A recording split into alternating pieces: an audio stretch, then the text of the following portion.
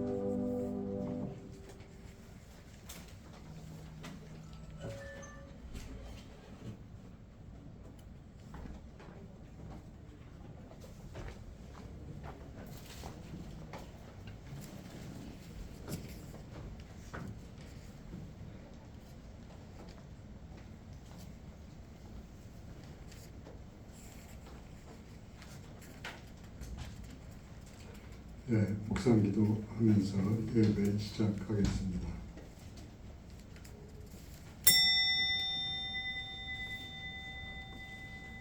우리에게 여러 가지 심한 고난을 보이신 주께서 우리를 다시 살리시며 땅 깊은 곳에서 다시 끌어 올리시리이다.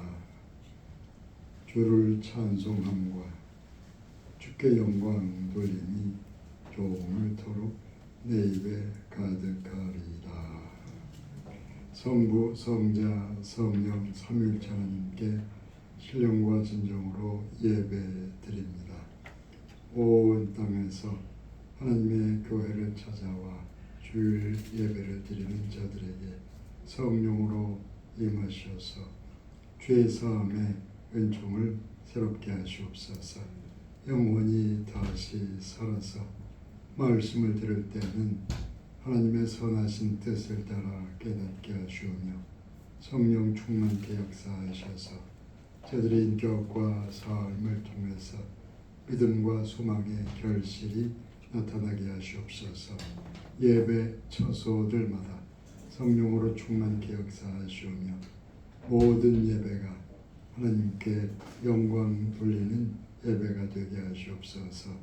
예수 그리스도의 이름으로 기원하옵나이다. 아멘. 452장 찬양하겠습니다.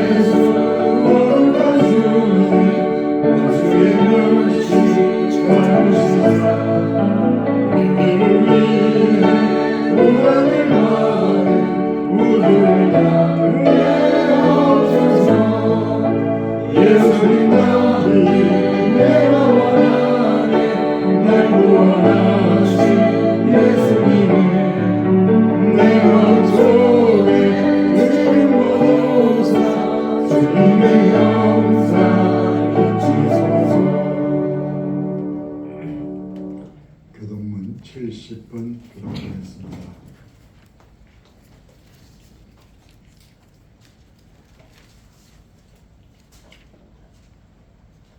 내가 붙드는 나의 종, 내 마음에 기뻐하는 자, 곧 내가 택한 사람을 보라. 내가 나의 영을 그에게 주었은즉 그가 나의 영혼을 베풀리라. 그는 외치지 아니하며 목소리를 높이지 아니하며 그 소리를 거리에 들리게 하지 아니하며 상한 때를 꺾지 아니하며 거절하는 등불을 끄지 아니하고 진실로 정의를 실행할 것이며 그는 쇠하지 아니하며 낙담하지 아니하고 세상의 정의를 세우기에 이르리니 성들이 그 교훈을 낭망하리라. 나 여호와가 의로 너를 불렀은즉 내가 내 손을 잡아 너를 보호하며 너를 세워 백성의 언약과 이방의 빛이 되게 하리니 내가 눈먼 자들의 눈을 밝히며 갇힌 자를 감옥에서 이끌어내며 가난에 앉은 자를 감방에서 나오게 하리라. 아멘. 신앙 고백하겠습니다. 나는 전능하신 아버지 하나님 천재 창조주를 믿습니다. 나는 그의 유일하신 아들 우리 주 예수 그리스도를 믿습니다. 그는 성령으로 잉태되어 동정녀 마리아에게서 나시고 본디오 빌라도에게 고난을 받아 십자가에 못 박혀 죽으시고 장사된 지 사흘 만에 죽은 자 가운데서 다시 살아나셨으며 하늘에 오르시어 전능하신 아버지 하나님 우편에 앉아 계시다가 거기로부터 살아있는 자와 죽은 자를 심판하러 오십니다. 나는 성령을 믿으며 거룩한 공교회와 성도의 교제와 죄를 용서받는 것과 몸의 부활과 영생을 믿습니다. 아멘. 428장 찬양하겠습니다.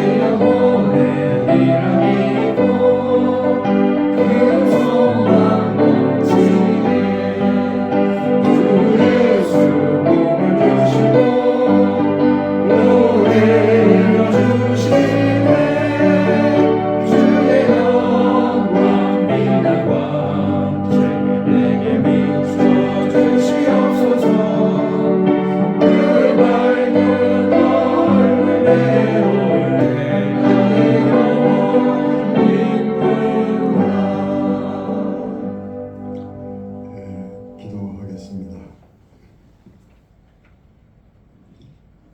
아버지 하나님, 오늘 이 주일날에도 여기저기서 하나님의 많은 백성들을 하나님의 교회로 부르시고 저들의 예배를 받으시니 감사를 드립니다.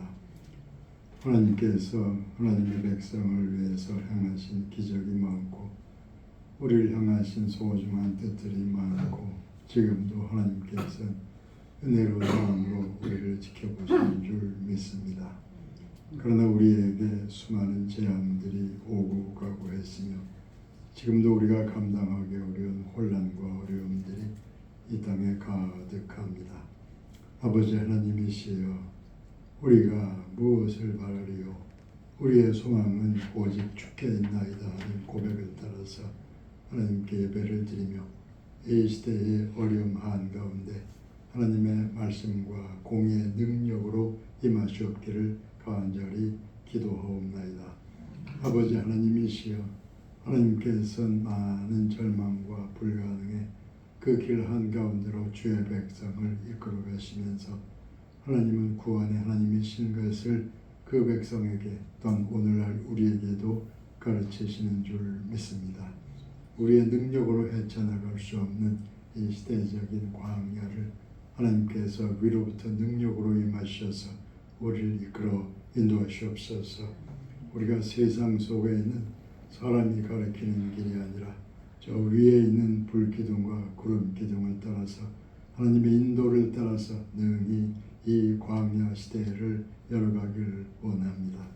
이 광야 시대를 거치고 나서 하나님께서는 약속의 땅을 예비하신 줄 믿습니다. 하나님께서 오늘도 주의 백성들이 예배드릴 때 저들에게 말씀의 능력과 성령의 은사로 찾아오셔서 저들의 심령 속에 하나님의 능력과 담대한 믿음을 심으시옵고 다시 용기를 내서 이 시대의 미래를 바라보게 하시옵소서. 어두운 세상 권력에 우리가 기죽을 것이 아니요 하나님은 그 위에 계시며 하나님은 홍수 때에 좌정하시는 하나님이신 줄 다시 새롭게 하시옵소서. 시대의 혼란과 홍수 위에 하나님께서 많은 물 위에 좌정하사 다스리시며 하나님은 때가 참에 공의의 심판의 손길을 더하셔서 우리를 바른 길로 인도하실 줄 믿습니다. 오늘의 예배에도 공의와 사랑의 말씀으로 함께 하셔서 은혜가 충만케 하시옵고 예배드리는 성도들의 심중에 품고 살아가는 그 기도가 하나하나 보이는 열매를 얻게 역사하시옵소서. 우리 주 예수님의 이름으로 기원하옵나이다. 아멘. 성경 말씀 창세기 45장 8절부터 한 절씩 찾아서 읽어드리겠습니다. 창세기 45장 8절. 창세기 45장 8절입니다. 그런즉 너를 이리로 보낸 이는 당신들이 아니요 하나님이시라. 하나님이 나를 바로에게 아버지로 삼으시고 그 온 집의 주로 삼으시며 애굽 온 땅의 통치자로 삼으셨나이다. 아멘. 50장 20절 창세기 마지막에 50장 20절 당신들은 나를 해하려 하였으나 하나님은 그것을 선으로 바꾸사 오늘과 같이 많은 백성의 생명을 구원하게 하시려 하셨나니. 아멘. 시편 74편으로 가서 먼저 1절 읽습니다. 시편 74편. 하나님이여 주께서 어찌하여 우리를 영원히 버리시나이까. 어찌하여 주께서 기르시는 양을 향하여 진노의 연기를 뿜으시나이까. 거기에 10절 말씀. 하나님이여 대적이 언제까지 비방하겠으며 원수가 주의 이름을 영원히 능욕하리까. 아멘. 찬양 순서 후에 말씀 전하겠습니다.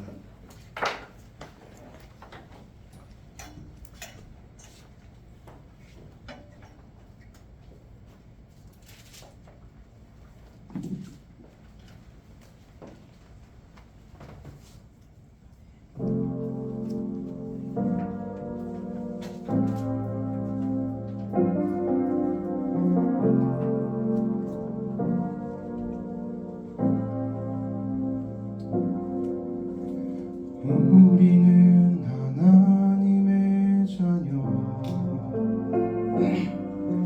주 사랑 안에 우리 거할 때 주님 나를 사랑하신 것 같이 우리도 서로 사랑할 수 있네.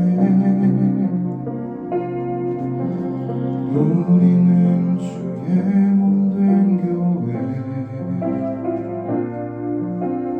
뭐든지 제가 하나 될 때 예수님의 마음을 닮아가며 고통과 즐거움 함께 나누네. 하나님 안에서 우리 서로 이어져 주가 거하실 성전이 되네. 모퉁이 돌 되신 예수와 하나 되게 하신 성령 안에 함께 지어져 가네.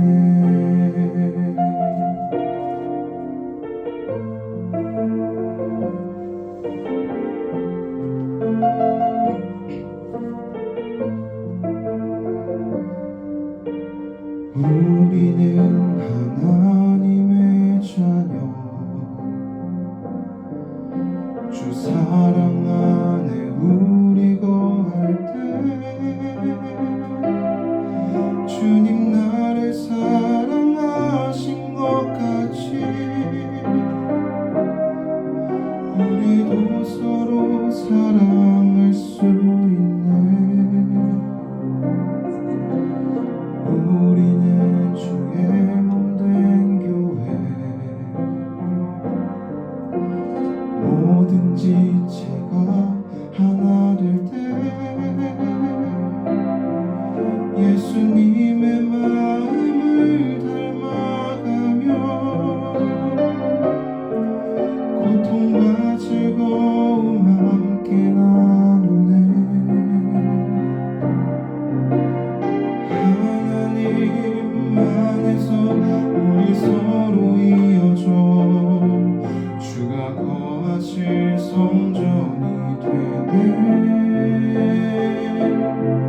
모퉁이 돌 대신 예수와 하나 되게 하신 성령 안에 함께 지어져 가네.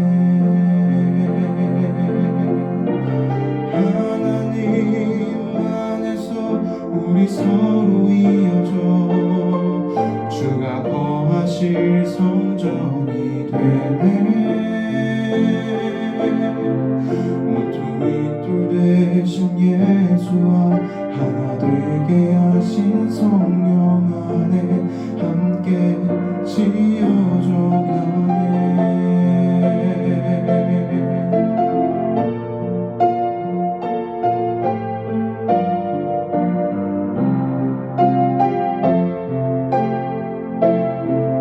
모퉁이 돌 대신 예수와 하나 되게 하신 성령 안에 함께 지어져 가네. 하나님 안에서 우리 서로 이어져 주가 거하실 성전이 되네. 모퉁이 돌 대신 예수와 하나 되게 하신 성령 안에 함께 지어져 가네. 하나님 안에서 우리 서로 이어져 주가 거하실 성전이 되네. 모퉁이 돌 대신 예수와 하나 되게 하신 성령 안에 함께 지어져 가네.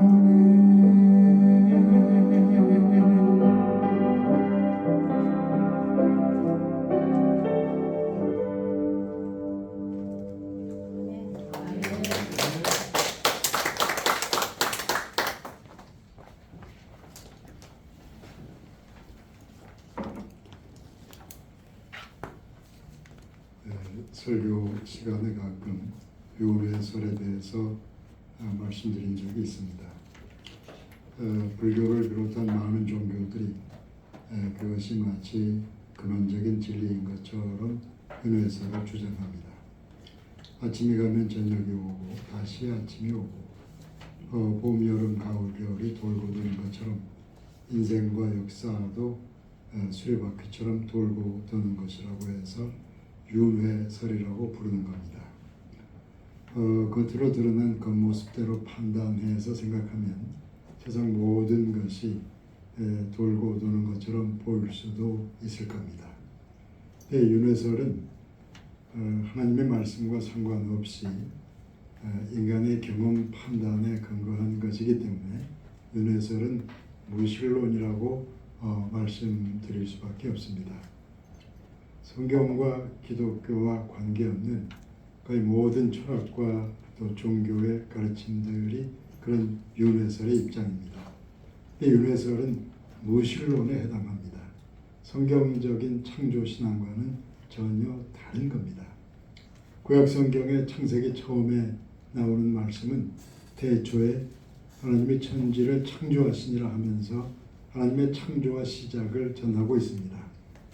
그리고 성경의 마지막 요한계시록 22장 20절 말씀은 세상의 그 마지막에 대해서 이렇게 전하고 있습니다. 내가 진실로 속히 오리라 하시거늘 아멘. 주 예수여 오시옵소서. 성경을 시작하는 창세기 말씀이 하나님의 창조와 역사의 시작을 전하는 거라면 그 성경의 마지막 계시록의 말씀은 그리스도의 재림과 이 세상 역사의 마지막을 증언하는 겁니다. 이 세상과 우리 인생과 역사는 하나님의 창조로 시작된 것이요 때가 참에 모든 것을 완성하시는 하나님의 종말이 온다는 것이 성경적인 가르침인 것입니다. 사람의 눈에 보이는 대로 판단하면 윤회설이 그럴듯하게 보입니다. 근데 윤회설은 인간적인 생각의 한계 안에 갇혀 있는 것이고 하나님을 모르는 무신론에 불과한 겁니다.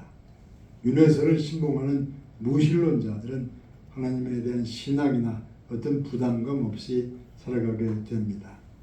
그러니까 자신의 언행에 대해서 어느 정도 윤리의식이 있을 수는 있겠지만 깊은 윤리의식이나 죄의식이 없는 건 당연합니다. 우리 인생은 돌고 도는 게 아닙니다. 하나님의 시작이 있는 것이요, 하나님께서 완성하시는 역사에 끝이 있는 것입니다. 우리의 인생과 역사는 오직 한 번 주어지는 것입니다. 그것이 성경적인 가르침입니다. 한 번 주어진 인생과 역사에 대해서 하나님께서 책임을 물으십니다. 하나님께서 한 번 허락하신 인생을 너는 어떻게 살았는가? 그저 돌고 도는 인생이라 생각하며 살다가 때가 참에 어쩔 수 없이 하나님 앞에 서게 된 것인가? 한 번 주어진 인생과 역사에 대해서 하나님의 심판이 있다는 것이 성경적인 가르침인 것입니다. 요즘 우리는 세상이 어떻게 돼가는지 이해하기가 어려운 혼란의 시대를 살아갑니다. 대부분의 언론들이 어두운 정치 권력을 보호하는 듯한 내용을 보도합니다. 인터넷의 유튜브들은 그 반대에 예민한 내용들을 전해옵니다. 인생과 역사가 돌고 도는 것에 그치고 만다면 어느 편에 서거나 별 문제가 안 될 겁니다. 윤회설이나 무신론이 옳은 거라면 많은 주장과 함상이 돌고 하다가 그렇게 해서 인생과 역사가 허무하게 끝나고 말 겁니다. 그런데 하나님은 살아계십니다. 하나님께서 우리 인생과 역사를 지켜보십니다. 하나님께서 창조하셨다는 것, 그리고 하나님께서 창조하신 이 세상과 역사에 하나님께서 친히 개입하신다는 것이 성경적인 가르침인 것입니다. 눈에 보이지 않아도 하나님께서 살아계십니다. 살아계신 하나님께서 인생과 역사에 친히 개입하신다는 것이 성경적인 가르침입니다. 그런데 이 세상에서는 주로 하나님의 뜻과 전혀 다른 일들이 일어나게 됩니다. 하나님께서 그 백성을 버리신 듯한 상황이 수시로 주어집니다. 하나님께서 우리 인생과 역사를 외면하시는 듯한 말씀이 시편 74편 11절에 이렇게 나타납니다.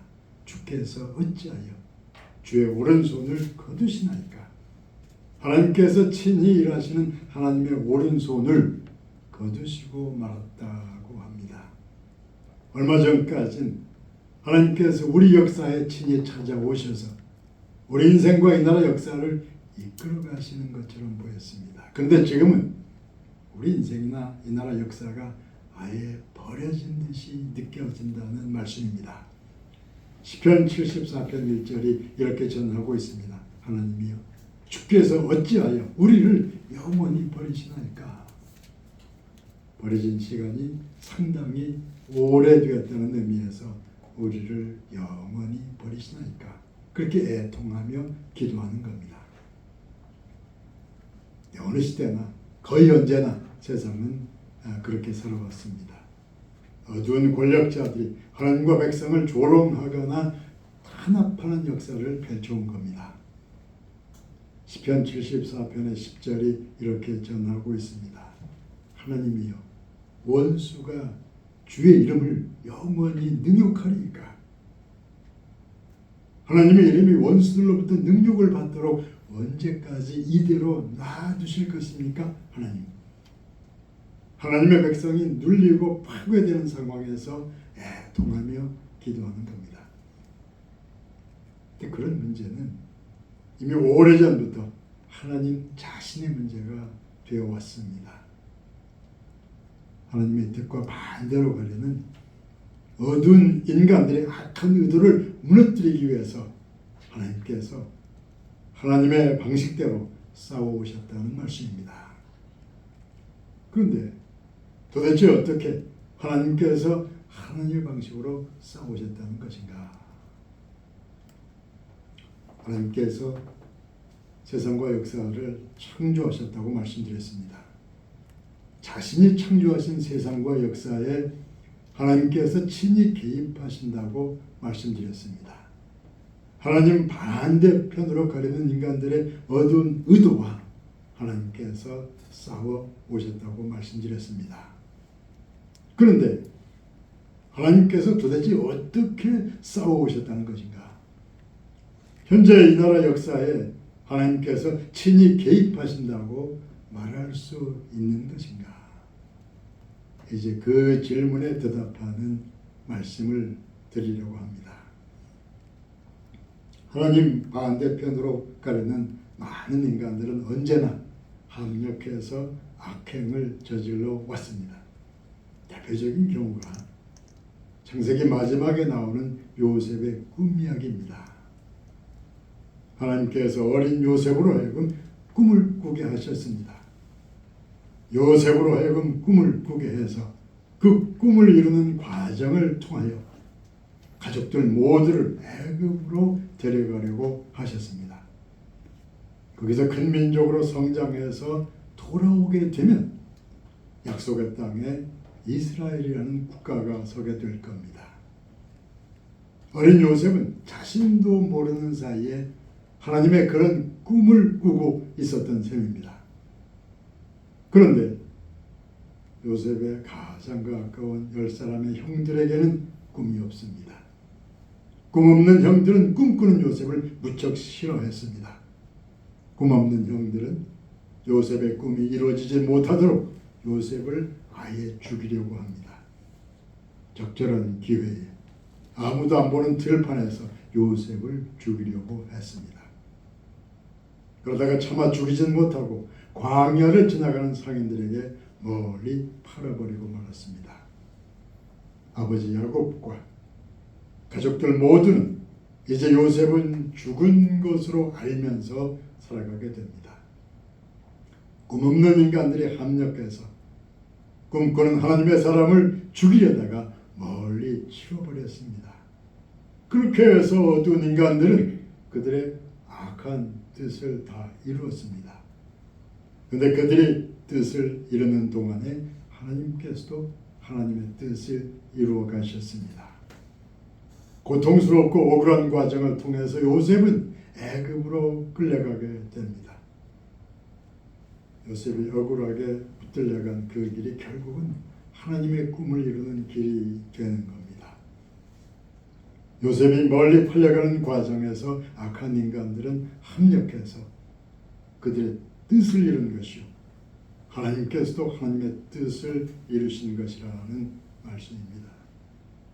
세월이 흐르고 온 세상에 심한 가뭄이 들었을 때 하나님의 뜻이 구체적으로 이루어지면서 나타나기 시작합니다. 고난과 절망과 역전의 과정을 거치면서 요셉은 애굽의 총리가 되었습니다. 온 세상에 닥쳐올 가뭄의 위기와 관련해서 애굽의 총리가 되는 겁니다.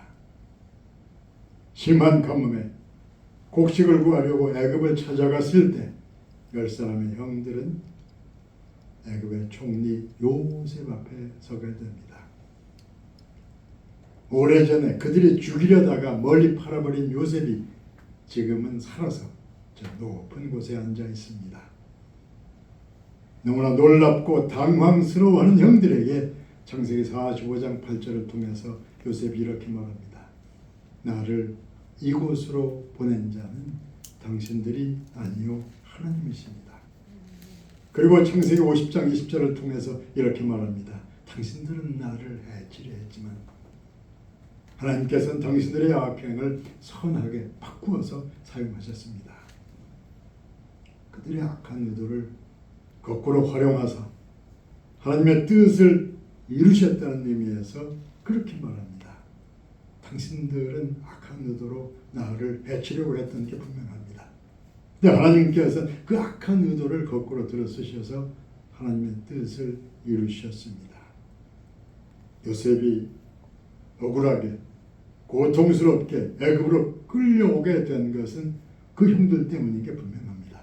근데 하나님께서는 형들의 그 의도를 거꾸로 활용하셔서 하나님의 뜻을 이루셨습니다.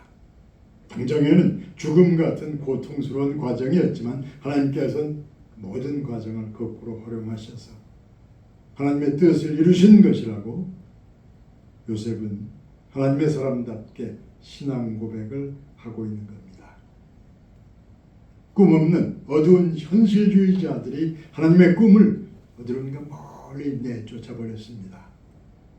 요셉의 아버지 야곱, 이스라엘은 슬퍼하며 애통하는 노년을 살게 됩니다. 이제는 꿈이 사라지고 말았다.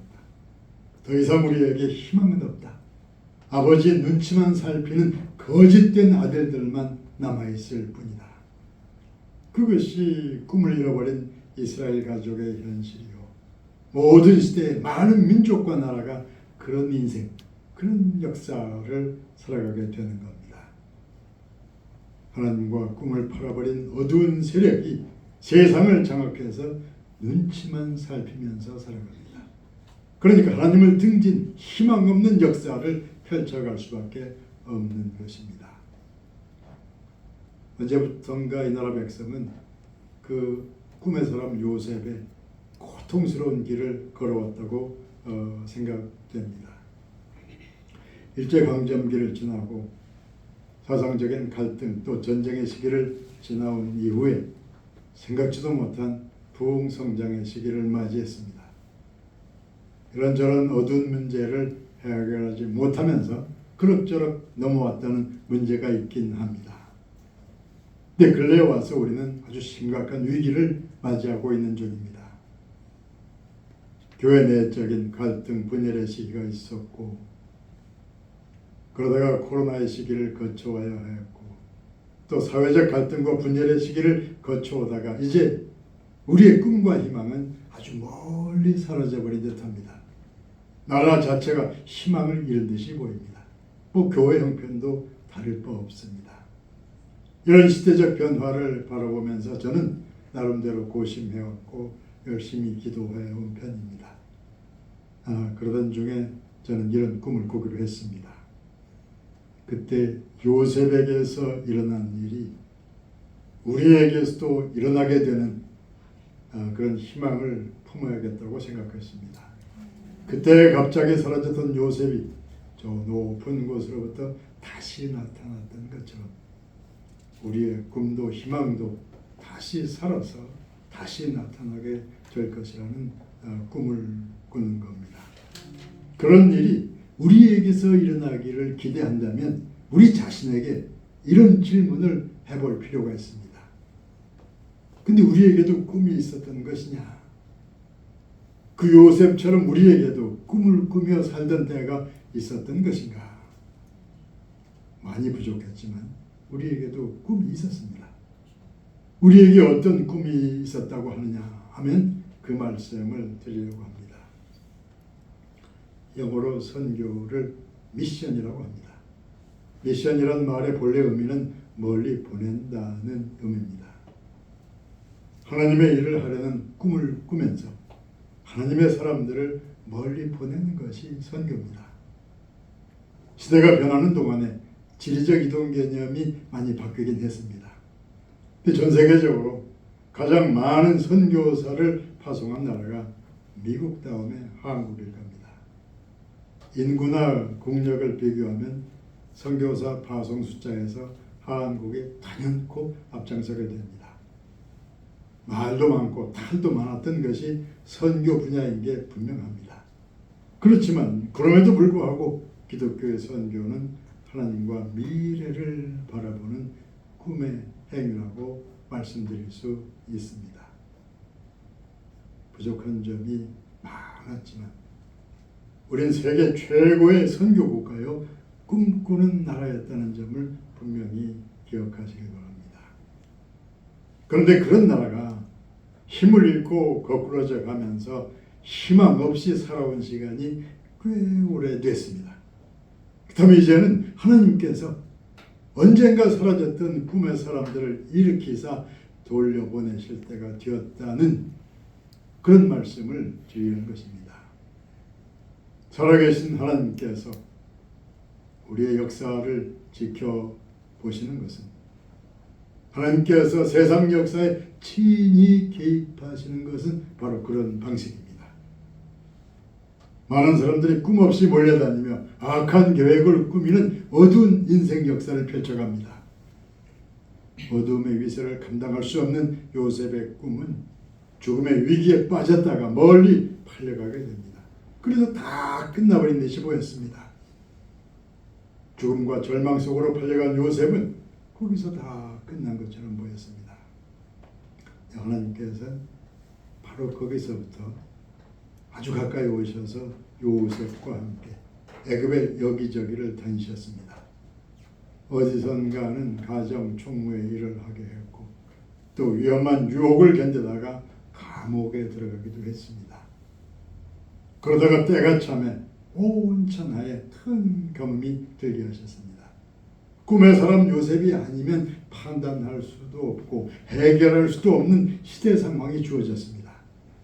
큰 가뭄의 시대를 해결할 사람은 오직 요셉뿐이라고 그렇게 말할 수밖에 없는 상황이 오게 됩니다. 바로 그런 상황에서 하나님의 성령으로 충만한 요셉이 애굽의 총리로 불려가게 되는 겁니다. 하나님께서 우리 인간의 역사에 아주 가까이 개입해 오신 것은 하나님의 아들 예수께서 십자가에 못 박혀 죽은 바로 그 다음부터입니다. 어두운 종교 권력자들이 이제 다 끝났다고 생각할 무렵에 하나님께서는 죽음과 무덤을 깨뜨리사 부활의 아침을 열어 젖히신 겁니다. 갑자기 죽음 같은 일을 당하고 또 우리가 갑자기 어디론가 멀리 팔려가는 것처럼 보일 때에는 꿈의 사람 요셉을 기억하면서 희망을 품고서 열심히 기도하시기 바랍니다. 그렇게 오래지 않아서 요셉의 하나님께서 이 나라와 교회를 다시 살려서 돌려보내실 겁니다. 그때 요셉을 통해서 나타난 하나님의 구원의 역사가 우리에게서 이 나라에서도 나타나게 되기를 예수 그리스도의 이름으로 축원합니다. 기도하겠습니다.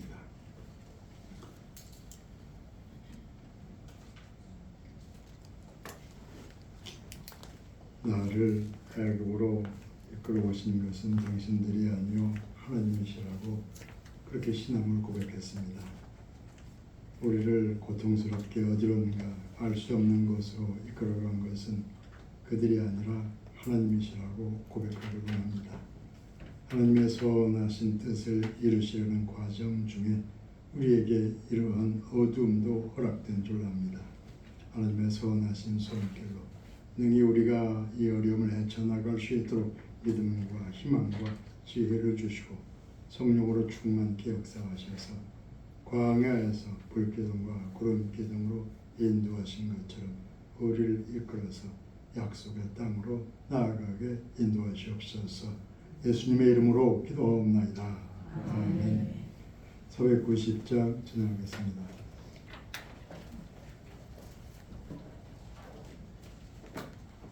주님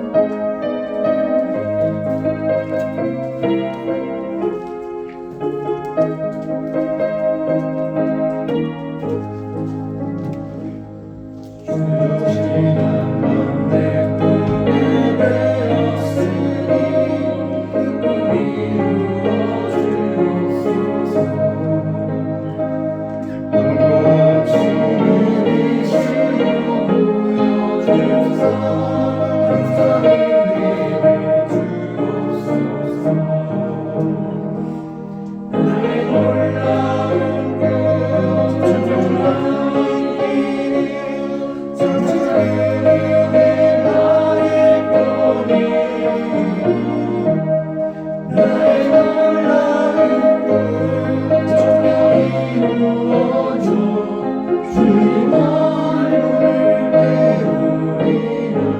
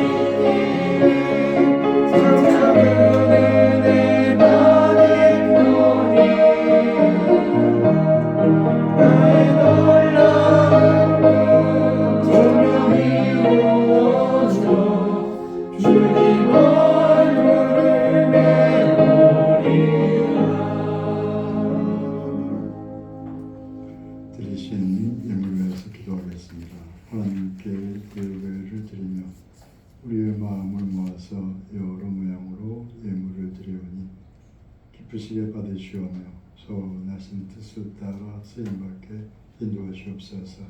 귀한 열매들로 맺게 하시옵소서.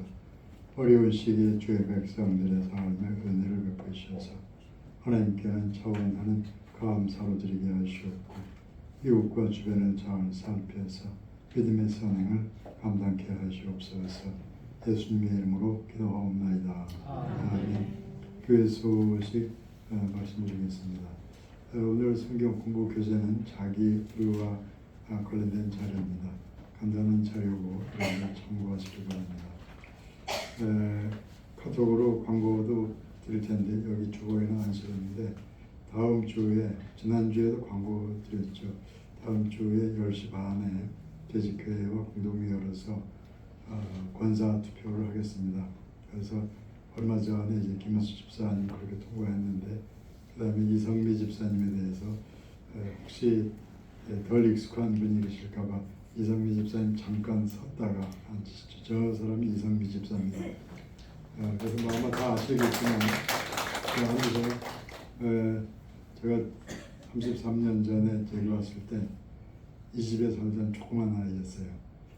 그 세월이 많이 지났습니다. 이규로 집사님과 박균 권사님의 따님이시고 멀리 이사 갔기 때문에 자주 못 왔는데 이제 다음 주에 투표를 해서 그렇게 해서 권사임직 준비를 하겠습니다. 여러분들 기도하실 때 기억하시고 다음 주 10시 반에 투표할 때 그렇게 참가해 주시기를 부탁드립니다. 508장 찬양하고 축도하겠습니다.